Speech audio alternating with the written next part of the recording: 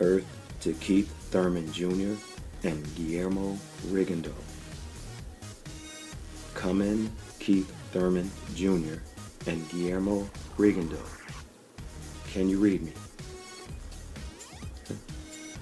I got a question for you guys. Which one of those two guys will fight first? Is it going to be Keith Thurman Jr.? Is it going to be Guillermo Rigondeaux? And then, how long will it take, or how long will it be before each guy fights again after coming back?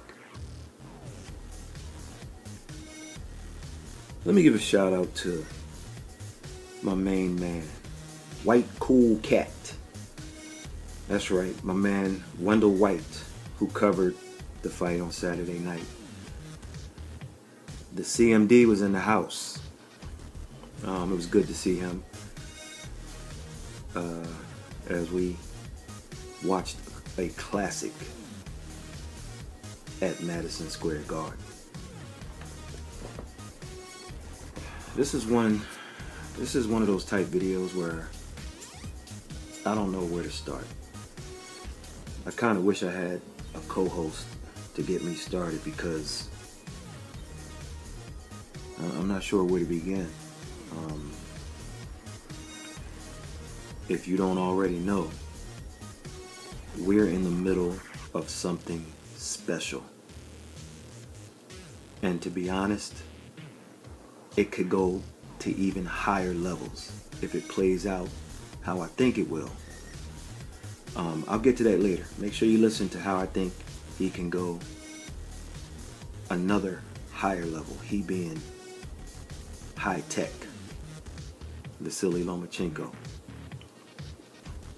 So Jorge Linares and VASILY Lomachenko gave us a very entertaining scrap. We called for a late stoppage on this channel, and Loma got the late stoppage. We are 24-2 in our last 24 predictions. The hot streak continues, baby.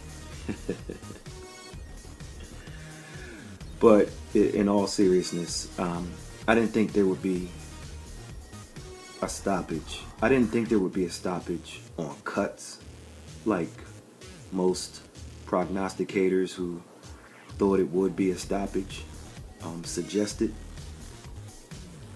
I thought Lomachenko was going to overwhelm Linares with a flurry and kind of take the gas out of him just by his accumulation over the course of X amount of rounds, and I thought he would get him out late.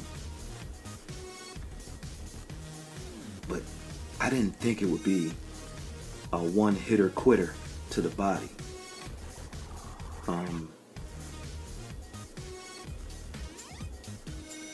Look, the next prediction I get wrong on here, I'm going to eat some crow on that day. Okay? The next prediction I get wrong, I'm going to eat some crow on that day. But today just ain't that day. But we made another prediction in the previous video. So we'll have to wait a couple days when they usually release the like how the ratings were, and then sometimes they'll, since there was another card on, did that card come on after? Sometimes they'll say such and such was the highest rated show of the evening, like ESPN beat HBO and HBO beat Bounce TV and Showtime beat whoever. Like, they'll do it like that. So we'll see. But as I stated in the previous video, I just got this weird feeling that the ratings for this fight will be good. And I'm not sure why I have this gut feeling, because Linares and Lomachenko aren't exactly Tyson or De La Hoya as far as name recognition. So We'll see. But if I'm wrong about the ratings, I'll eat some crow on that in my next video. Alright? Because I know you guys are like, man, this guy thinks he's always right. And he's making these picks and he... Well, you know what? You might be right. but seriously though, I'm on a hot streak. That's all it is. And this is boxing, so it won't last. As far as the fight, I had a problem finding rounds that Linares cleanly won, okay, prior to the 6th. The official scorecards should be showing on the screen right about now.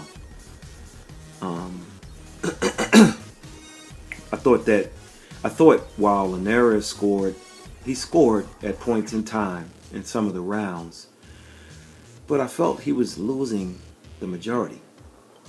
Not just the majority of the rounds, but meaning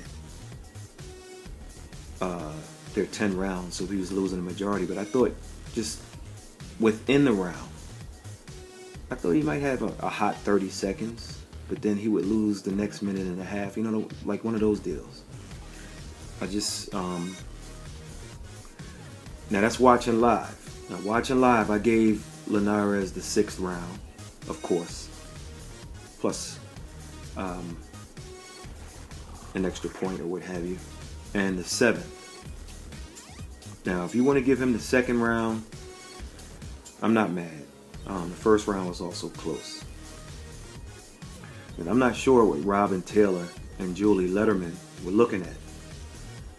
Taylor's card was 86-84 Linares at the stoppage. Letterman had it even. And I went to talk to Julie about her card after the fight, but I tripped over her seeing eye dog. So, now in the past, I've talked about TV fights versus live fights. So I'm going to watch the replay and see if I scored it differently than I did live. And even if you think it was a draw like Julie Letterman had, okay, maybe I'll see it differently. A lot of the press at the fight had it close, or one round either way, or a draw, something like that.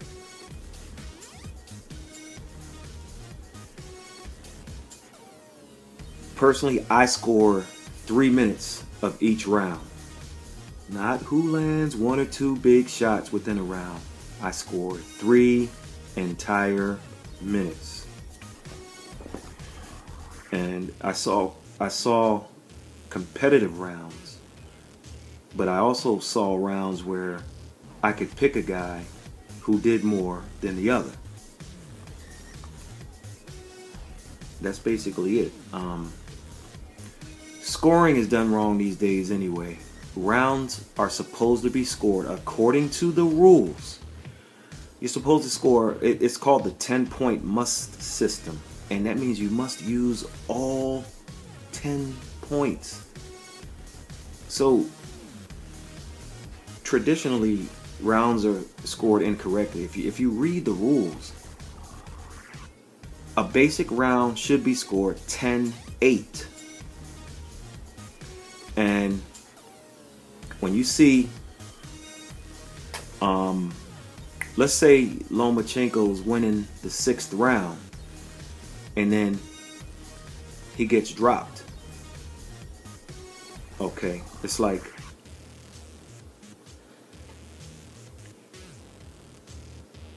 that's a 3-point swing, because if he doesn't get dropped in that round, he wins it 10-9. And we're talking about a flash knockdown, like nothing major. Now all of a sudden, he goes from winning the round 10-9 to losing the round, okay, 10-8. So now it's like, so you go from 10 to 9 to 8, and then your opponent, who probably was going to have 9, gets an extra point, 10. So why not 9-8? Well, because once you have that type of knockdown, people have a tendency to forget that you were losing, and it's a flash. So anyway, let me get off that soapbox for a minute. I liked Linares' work with the hook to the body. I liked Linares' jab when he threw it. I thought Loma adjusted to the jab and kind of took it away. And he started to get into a groove and had Linares not knowing where the punches were coming from. And then boom! Down goes Lomachenko. He jumped right back up. And usually when you do that, when you jump up that fast, you kind of off balance, but he wasn't. And I thought he might have gotten hurt again before the bell, or it could have been the next round. I don't recall, and I don't. For some reason, I didn't take any notes on that one. But I'll look at it again on the replay. I think they show it Monday at 7 p.m. Eastern, I believe, on ESPN. Victor Atkinson asked before the fight if he was crazy for thinking Linares was a tougher fight for Loma than Garcia. And the answer was no. And it was as tough a fight as Victor thought it would be. And listen, if you don't think it was a 50-50 fight like I stated earlier, I mean, look at the scorecards, whether you agree with them or not. And press row scoring, my God, it was 1 point either way, or a draw with the majority of people on press row. But just because Mikey Garcia can hit hard doesn't mean it'll be a tougher fight for Loma. Garcia hits much harder than, allegedly, much harder than Linares. But we don't know. It could be a tougher fight, or it might not be. We're talking two different styles, two different types of fight. Linares' hand speed is much faster than Garcia. Linares is also 5 foot, almost 5'9", and Garcia is more like 5'6". So they're just different factors. Now, here's two things you'll get from Lomachenko doubters, or guys that just hate him for some reason. In the coming weeks and in the coming days and the coming months, here are two things you're going to hear. One thing you hear is, I think Gervonta Davis can knock him out. If that was Tank in there and he hit him like Linares hit him, he would have knocked him out. Guys, stop.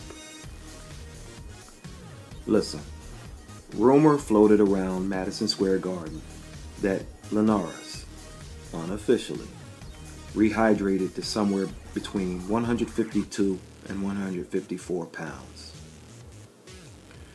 That means Lomachenko, who unofficially went up to 138 pounds, was taking shots from a super welterweight or junior middleweight. That's Julian Williams' weight class. That's Jarrett Hurd's weight class. That's Jermell Charlo's weight class. But they act like the shot Linares hit him with had him on ice skates or something.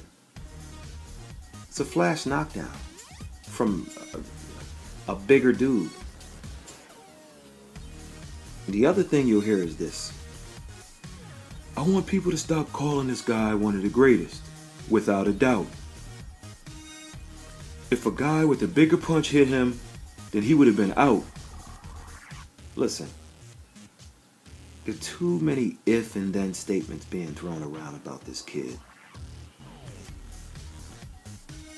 People making statements like everybody can be knocked out, or oh, Lomachenko was exposed with that knockdown. I mean, I look at it a different way. The fact that he was knocked down and by a guy who is three weight classes heavier than him on fight night. And then he comes back to stop him.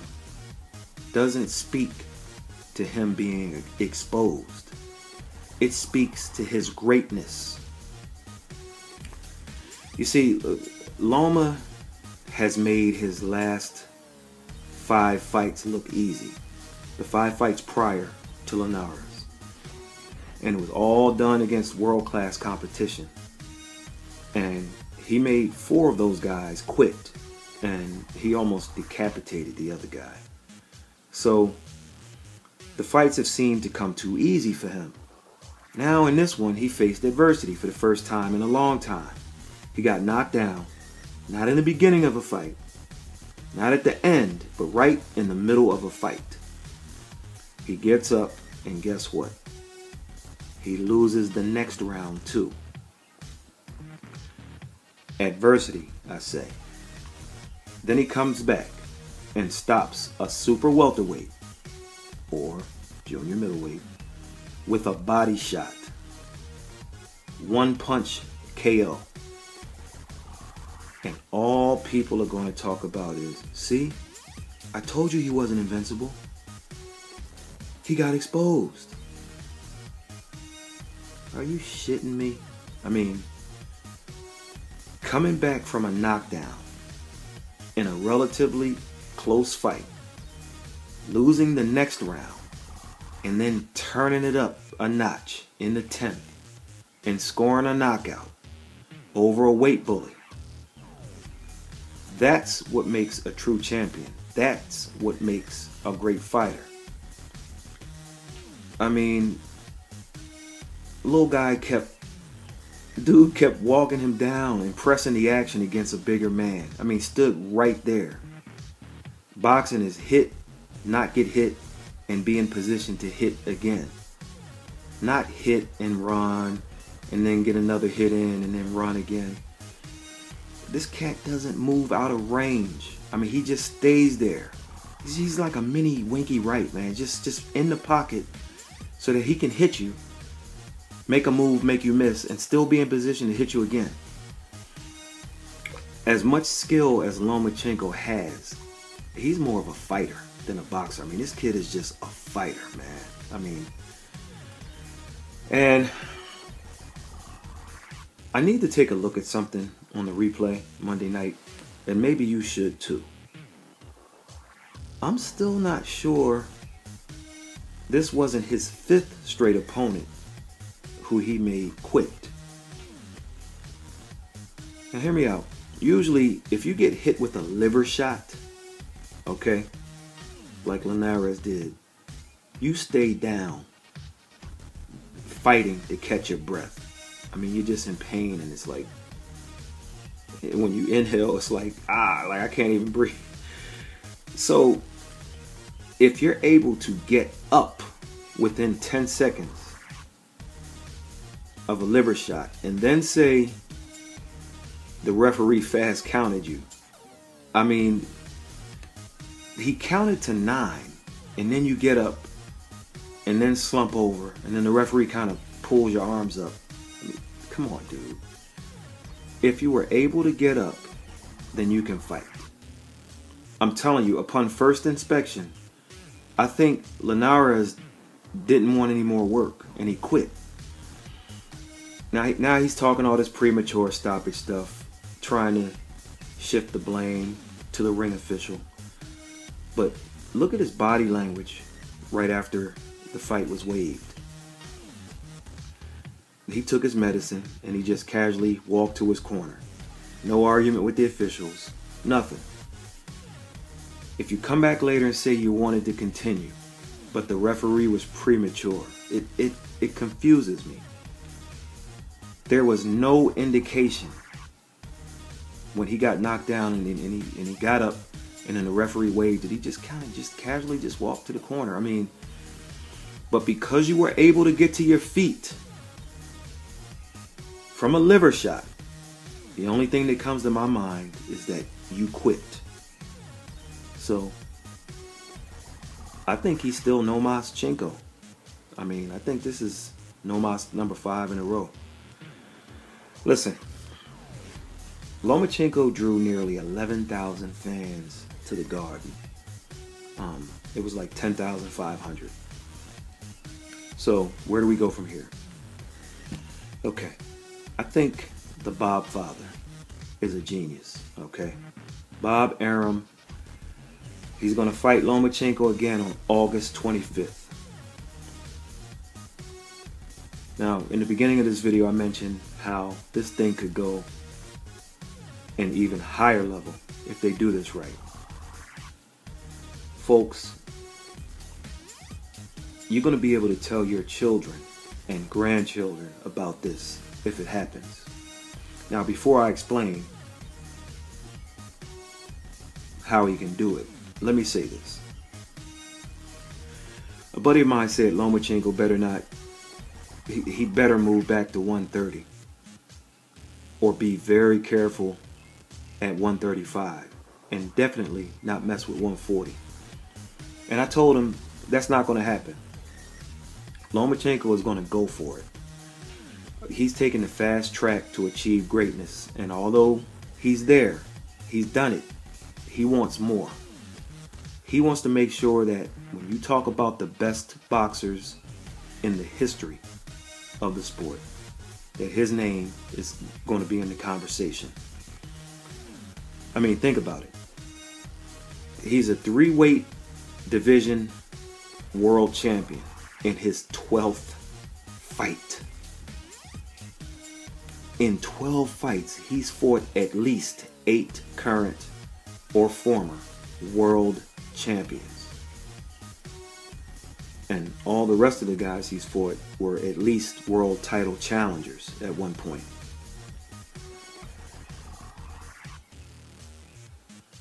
Remember that amateur record, 396 wins and 1 loss? Well, Lomachenko's, here's that 396 again. Lomachenko's opponents combined record is 396 wins, only 34 losses, and 13 draws. A champion in 3 weight divisions by his 12th fight. World champion. None of that USBA, nah. Real champion. I mean, you can't write a better script than that. Can't do it. Or can you? If this plays out the way I think it will, they'll be talking about this guy for the next 30 years. I'm telling you. How, you might ask? Okay, so his next fight will be in LA on August 25th. This has Raymundo Beltran written all over it. If this goes the way I think it'll go, he's going to make history at least, you hear me? At least 4, count them, 4 more times before it's all said and done. And here's how he'll do it. The first history-making moment. Lomachenko will fight Raymundo Beltran in August in Los Angeles. Now, people will say, Beltran's a bit past it. But, first of all, they have the same promoter, the Bob father. So, it'll be easy to make that fight. Secondly, Beltran is a champion, a world champion. So if Lomachenko fights him and wins, he makes history. Because he'll become a unified champion at 135 pounds, as he will be the WBO and WBA World Lightweight Champion. That will be the first historical moment. Unified champion. Second historical moment. Now, they built Lomachenko up at Madison Square Garden. He's fought there 3 times. Great crowd every time. This was the largest one. So now he goes to LA. Just like I said, going to LA has Beltran written all over it. I also think it has Pacquiao written all over it. So you build his brand on the East Coast at the Garden and at the MGM National Harbor in Maryland. Now you take him to LA to build it up out west. If Manny Pacquiao beats Lucas Matisse in July, then he wins the WBA World Welterweight title. Lomachenko fights Pacquiao, and not only does he get the historical big payday, but if he beats Pacquiao, he makes history again by not only winning another title, but he also makes history by winning it in another weight class, the welterweight division. Now, he won't be able to stay at welterweight. Those guys are too big. So he'll vacate that title, and then he can make history again by doing one of two things, or maybe even both. He could either go back to 135 pounds and fight the winner of the Mikey Garcia and Robert Easter Jr. fight to try to become the undisputed lightweight champion. Once again, if he does that, he makes history. What you do is, if he beats Beltran and he has 2 belts, ask for a waiver to do the Pacquiao fight, and then he'll have to decide, do you stay at 47 or come back to 35? You give the belt up. You got your exemption to keep those 2 belts at 135. Now you get the other belt, the winner of Garcia Easter Jr. And then if you fight the other champion there, you're undisputed, which is crazy. Or, after beating Pacquiao, he can look to try to win a title at the class he skipped, 140 pounds, to make even more history. Either way it works, I think this kid is going to go for it and make more history. However it's done.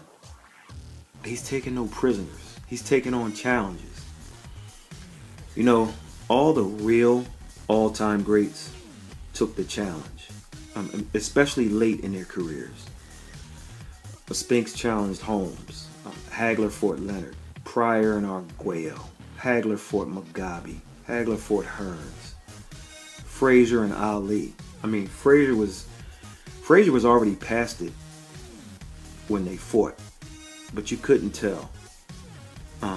Frazier was also blind in one eye when he fought Ali, and he was a one-handed fighter. That left hook, let's be honest, but he was past it, but he took the challenge. George Foreman came out of retirement, took on the white Muhammad Qawi. He took on Evander Holyfield, among others, and then he fought for the heavyweight title against Michael Moorer, and he won. He also wanted to fight Mike Tyson, but the Foreman-Tyson fight fell through because Tyson didn't want to fight Big George. He didn't want to fight him. But these guys, they challenged themselves. The point is I'm trying to make, and I can go through a history. Lomachenko is challenging himself. I mean, he's not looking for some MMA guy who never fought to make history against. This guy is testing himself for an all-time great status. And if he pulls it off, if he pulls off a win over Beltran, a win over Pacquiao, and either a victory over the Garcia Easter Jr. winner, or he goes to 140 and wins a title, there will be no excuses. He will be an all-time great.